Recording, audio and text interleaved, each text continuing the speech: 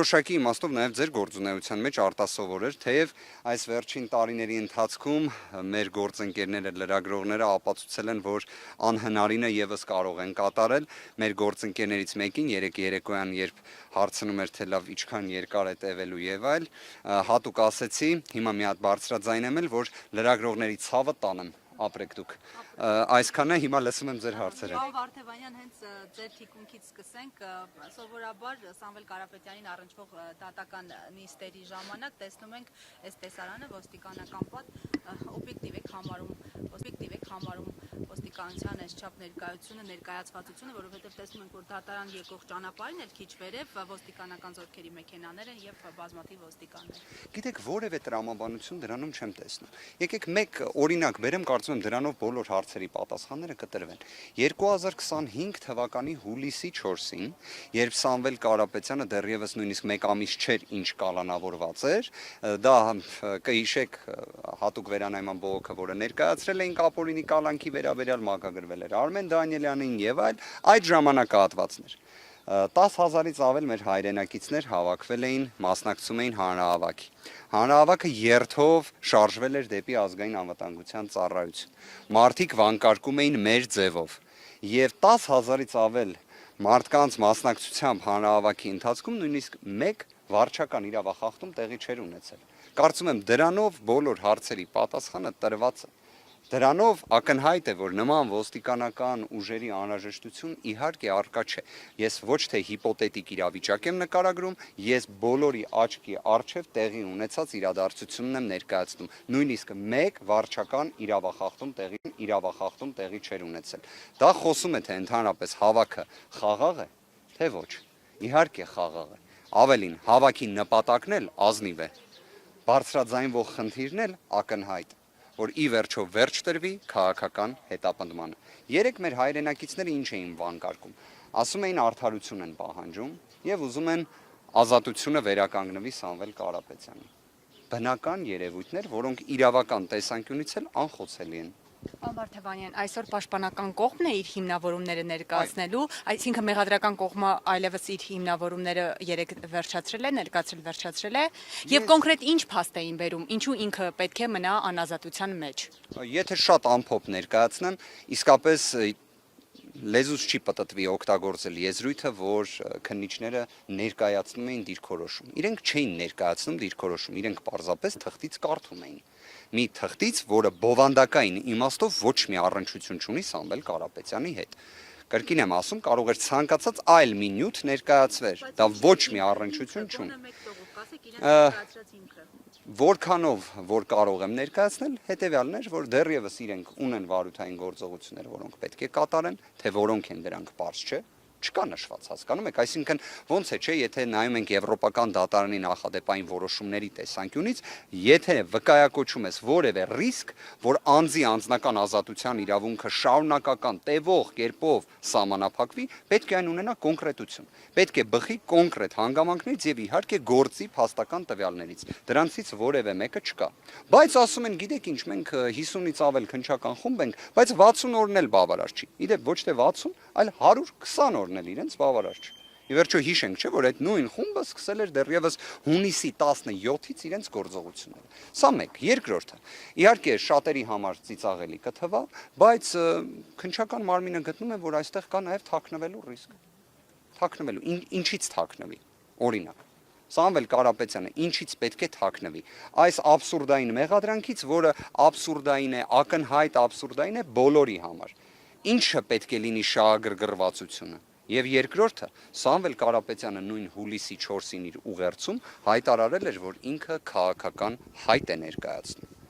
Այդ պայմաններում ինչ թաքնվելու ռիսկ։ Իսկ ինչի մասին ենք խոսում։ Ո՞րն է ռիսկը, որ Սամվել Կարապետյանին իզոլացնեն նախընտրական փուլում, ո՞րն է ռիսկը, որի մասին չեն բարձրաձայնել օրինակ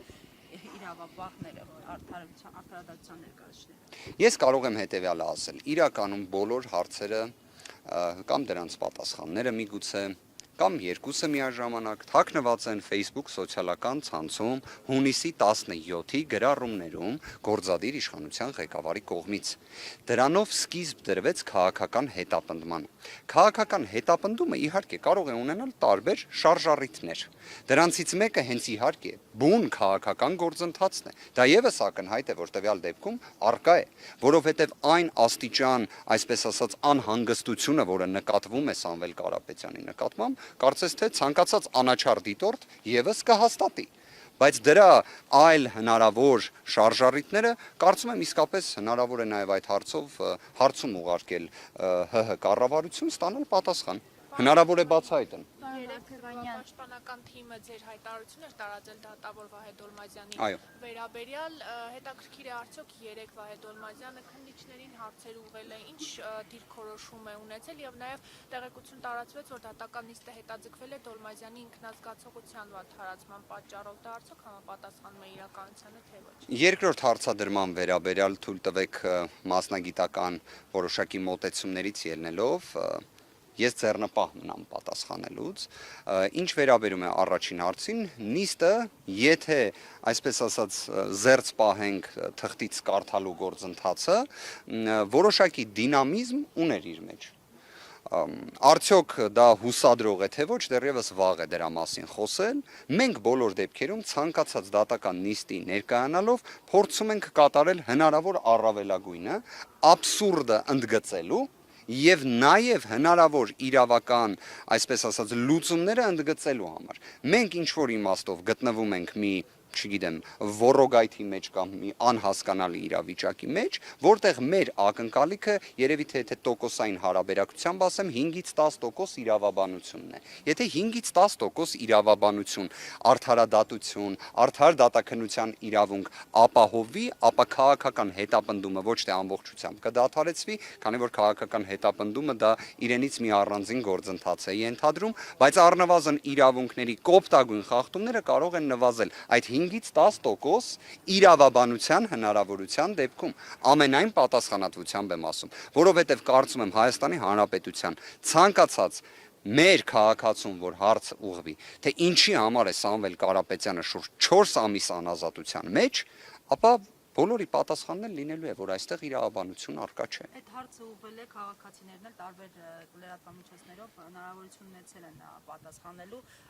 այո, այս առումով ճիշտ է, քաղաքացիների մեծ մասը համակարծիք է ձեզ հետ, որ քաղաքական նկատառումները։ Շնորհակալ եմ մեր հայրենակիցներին։ Պարոն Վարդևանյան, հենց այս համատեքստում, եթե այս միջնորդության, Սամվել Կարապետյանի կալանավորման համատեքստը բացառապես քաղաքական է, արդյոք իրավական լուծումները կաշխատեն, իրավաբանությունը կաշխատի եւ օրինակ ինչքան են ձեր շանսերը այս պահին։ Եկեք հետեւյալը նշենք, մենք իրականում գտնվում ենք մի անարդար գործընթացի մեջ։ Թեև այստեղ եզրույթը, որը պետք է օգտագործվի արդար դատաքննության իրավունքն է, բայց մենք գտնվում ենք անարդար պայմաններում։ Արդյոք, օրինակ ես կարող եմ բերել նախորդ դատական նիստը, որը տեղի ունեցավ 2025 թվականի օգոստոսի 14-ից 15 ժամանակահատվածում, ինձ համար որպես իրավաբանի դատական նիստը այնպիսի ընթացք էր ստացել, որ որևէ այլ ելք, քան ներկայացված միջնորդության մերժումներ, ես չէի տեսնում։ Իսկապես բոլոր դեպքերում արձանագրվեց, որ հիմնավոր կասկածը այդ աբսուրդային փողերի լվացման մեղադրանքի մասով չի հաստատվում, դա տեղի ունեցավ այս դատարանում, բայց դա կրկին դրսևորումն է նրա, որ մենք անարդար պայմաններում ենք գտնվում, քանի որ եթե այդ մասով հիմնավոր կասկածը չէր հաստատվում, առավել քան ողջամիտ էր, որ կալանքը վերացվեր կամ փոփոխվեր առնվազն։ Հետևաբար շանսերը ձեր։ Շանսերը կարող եմ հետևյալ կերպ նկարագրել։ Անարդար process-ում ի վերջո միշտ թունելի վերջում լույսը երևում է։ Միշտ է այդպես։ Դա բոլոր դեպքերում իրավունքի էությունն է։ Ինչքան էլ դժվար է լինում, բայց ի վերջո գերակայում է։ Որովհետև իդեպ դարերի պատմությունն է դա ցույց տալիս։ Չի եղել մի ժամանակաշրջան, դուք կարող եք ուսումնասիրել բազմաթիվ մեծ ճանաչում ունեցող գործիչների ելույթները, Միշտ խոսվել է քաղաքական հետապնդումների մասին, անարդարության մասին, բայց միաժամանակ ստորակետ դնելով, որ ի վերջո արդար դատաքննության իրավունքը պետք է գերակայի, որ արդարությունը պետք է գերակայի եւ իրավունքը ընդհանրապես պետք է գերակայի։ Մենք այդ տրամաբանությամբ ենք մոտենում եւ ինչքան էլ ես նույնիսկ չեմ թաքցնի, որ հնարավոր է այս անարդար գործընթացները, այս քաղաքական հետապնդումը ուղղված է նրան, որ նաեւ պարզապես մասնագիտական հանրույթի ներկայացուցիչները տվյալ դեպքում մեր պաշտպանական թիմը իսկապես հիասթափվի եւ որոշակի իմաստով նաեւ մենք մեր գործողություններում ունենանք որոշակի пассивություն,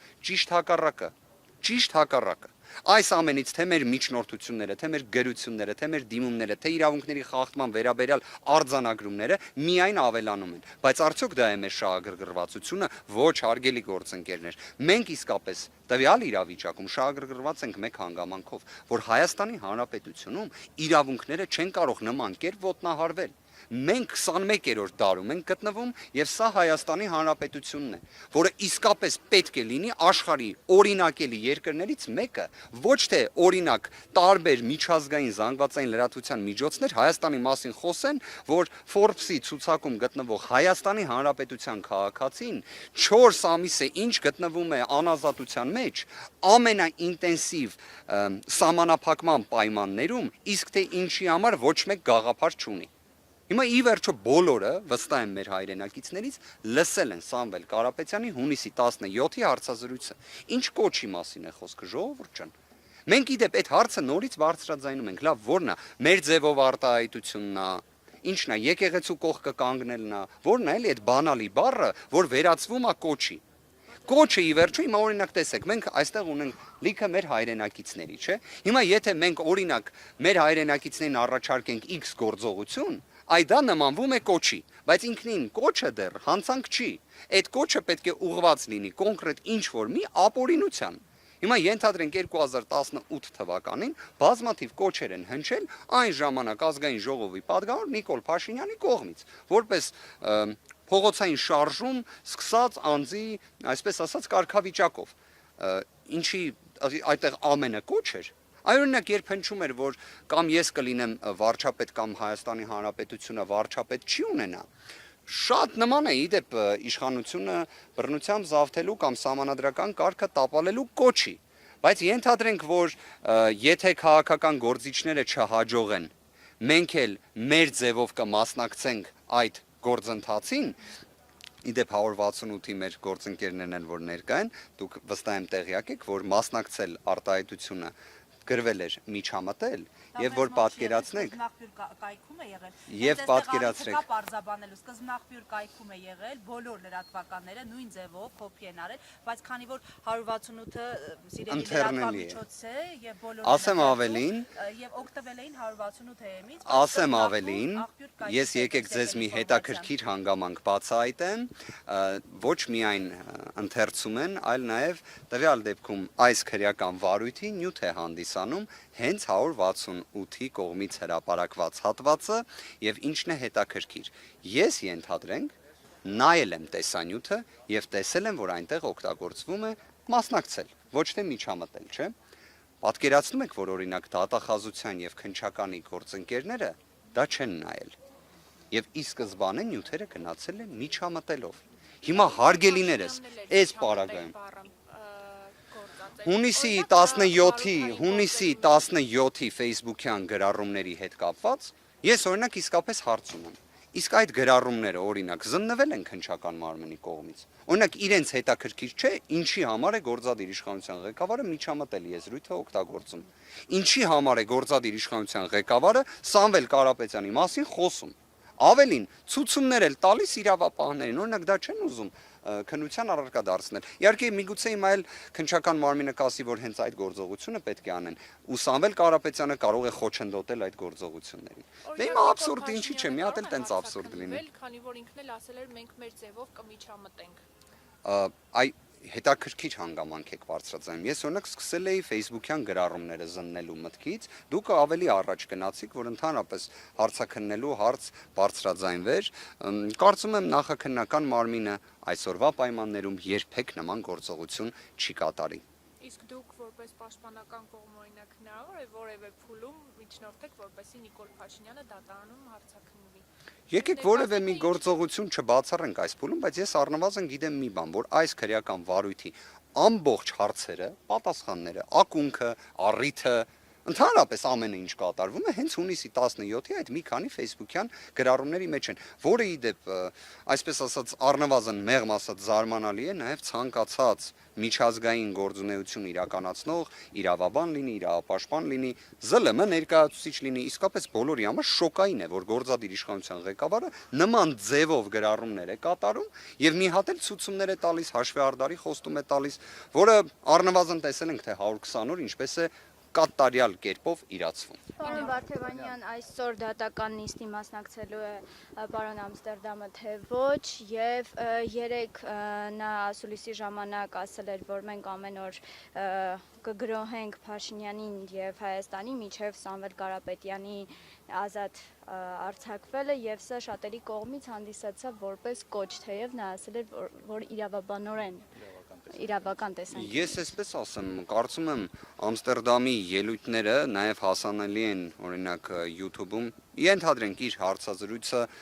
Տակեր Կարլսոնի հետ։ Հասանելի է YouTube-ում, դուք էլ կարող եք ուսումնասիրել, այնտեղ եւս բավականին սուր հռետորաբանություն է օգտագործում, բայց վստահ եղեք, համոզված եղեք, Հայաստանի Հանրապետությունը գրոհելու կամ նման եզրույթները, ես նույնիսկ կարծում եմ միգուցե թարգմանության խնդիր է եղել, որովհետև Ամստերդամի հետ խոսելու ընթացքում կարող եմ ասել վերջինս չափազանց տպավորված է Հայաստանի Հանրապետության թե բնակիչներով, թե Հայաստանի Հանրապետությունով, այլ արծ որ բնավ տպավորված չէ քաղաքական հետապնդումներով, սա այլ պատմություն է, բայց այդպիսի ձևակերպումների տեսանկյունից կարծում եմ դա որոշակի առումով կիսաճշմարտություն է նման կերպ մեկնաբանելը, հավատացած եղեք, եթե հենց ուղիղ նման ձևակերպում լիներ, առաջին նախատողները կամ քննադատողները կամ դրա վերաբերյալ գնահատական տվողները լինելու ենք մենք, որովհետև ես առնվազն թե իմ գործընկերները